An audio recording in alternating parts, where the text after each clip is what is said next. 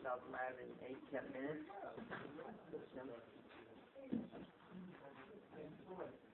From Zaka, it's a Rabbi, and said, whoever has the merit is good, he's been Zaki the Rabbi, and said, Boal Yodai. So a Makti is a Rabbi, and unfortunately, if someone misleads, if he's blind, misleads a blind, or he's been misleading, I'm not so blind, I want to be blind, and my speaking, the Yodai Lasa is children. So, to do children, the body should give him a clean sheet, something which is such a cardinal offense, a Machtis Harabin, to take a gathering, a rabbin, to take the masses and to mislead them is ain my speaking biyadoi last children. There's no hope for him. That's not. No matter how they embellish it, whatever mathematical tactics are used, but it's ain my speaking biyadoi last children. And he's saying the Yaakov remember Yivashia. The news is very saddening in Israel now. The whole Klal Yisrael is in Sakonik. And in 1998, they came running from one of the colonies, Shoyoshu. They came running, they said that on Shabbos, some Shkotzim were firing in some rounds of rifle, of BBs into the colony.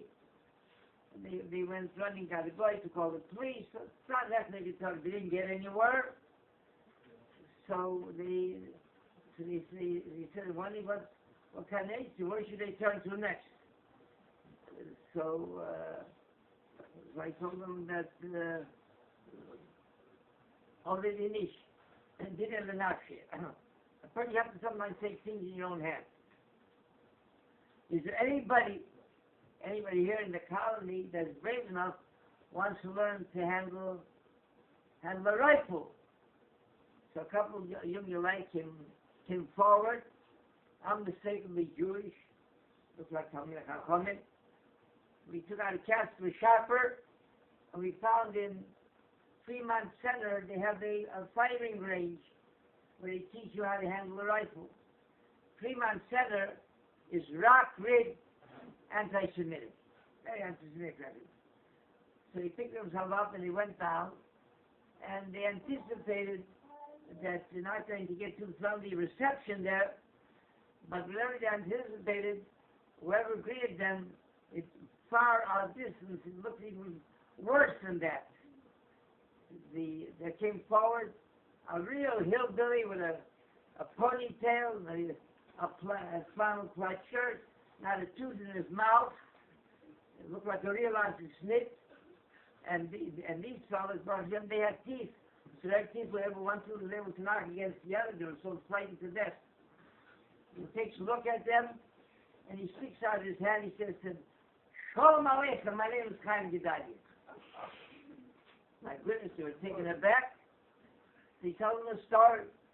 He said, in the 6-Day War, he said he worked under the Pentagon in a munitions depot. And he got an order to send to Israel 100, the weapon is called a flechette. It's it's a grenade multiplied, devastating many times over. It shoots out arrows and devastates the whole area. Much more a shchose than a grenade. So he took his men who were working under him, and they examined and tested each flechette to make sure that it's operational, it's functioning, and those that were defective, they made a next on it and put it aside. Those that are operational, sent off to Israel to cover it. A day or two later, the State Department there even had the policy. So the Pentagon gave him an order, the superior, that he should send 100 flechettes to Egypt. So he took all 100 that were marked with an X. He went off the X's and he sent them up to Egypt. His name was George Schmuckler, and as on that he passed away in 205. I was at Rabbi, but go to get it so as on my shit. And he was on Zakaran. I mean, he managed to save the Russian. But the Seder here is that the Russians, they have their bungalows, and they're very industrious, and they bring with them the parents bring with them their mothers or fathers, brothers and ladies to take care of the children, and they go back to New York to their business, to their jobs, their positions, their careers. So one Azab Bobbe, she tells me a story. She says when she takes care of the children, so she makes sure they make a bracha. She asked me to give her a pair of scissors. I give her a pair of scissors. She puts them on a pair of scissors in the morning. Then when her daughter-in-law came for the weekend, so she sees what she's doing with her children, with the 8 o'clock, their children. They're making a bracha. She said, no, I said, this doesn't go on by me back in Flatbush. She said, stop this nonsense. She said, listen to me. She says, you put me in charge to take care of the children, I'll take care of the way I understand. She says, and then she starts to tell her, she said, I went by the Rabbi, she was talking about what she learned in Pirkei by me. So I learned that if you Mizakir Rabbi, if you teach somebody and you lead them on the right path, so it earns for you tremendous merits. And then Chalile, she said that if you mislead them, the Baba was telling her, she says, you have on your hands, she said, you'll be in big trouble. She said, I don't want that kind of trouble. You want me to take care of children? I'll take care of them the way I want to take care of them. Zakis Rabbi is Aim Chetba Yotek.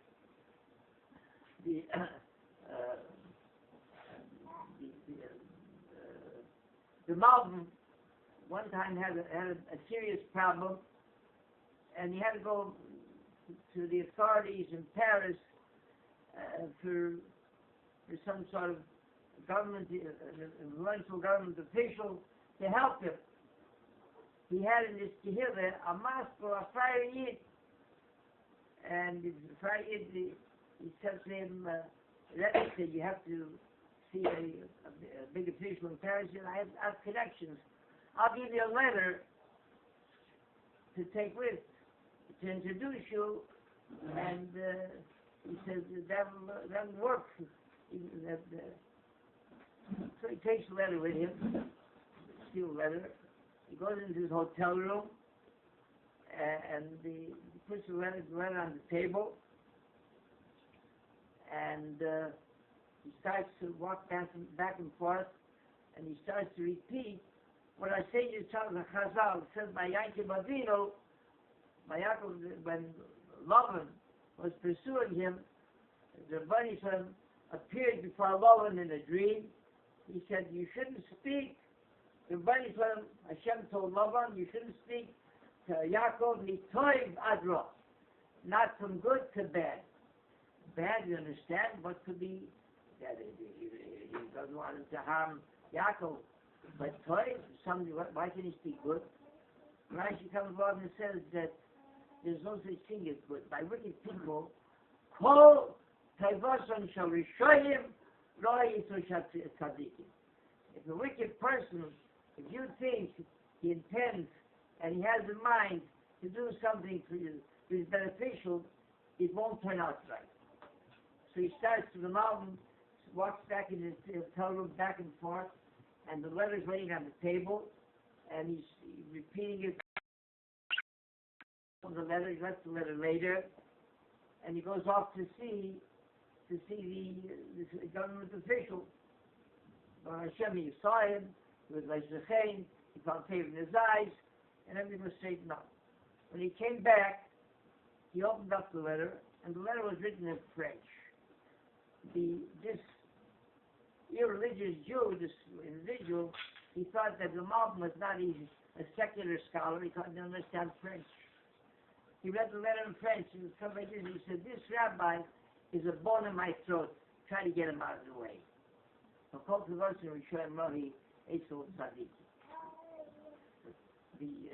Chofetz Chaim, someone one time said, he said, somebody came and said that some of these wicked people, maybe we should make use of them. He said because they have all kinds of political connections. So the Chofetz Chaim told him like this. He said, "Listen," he says, there was a wagon driver was driving along, and it was in the midst of dead of it was in Tavis and Shvat, in the dead of winter, and he's holding the reins to the horse, and his hands started to get frostbitten. So one of the passengers to him says, "Stop the wagon, get off, and take some snow, and that will fall out the frostbite." He says, "Really?" He says, "Yes, I'm telling you. You can believe me." He gets off. He was amazed, my goodness, that the ice fell out of his hands, fell out the frost. So he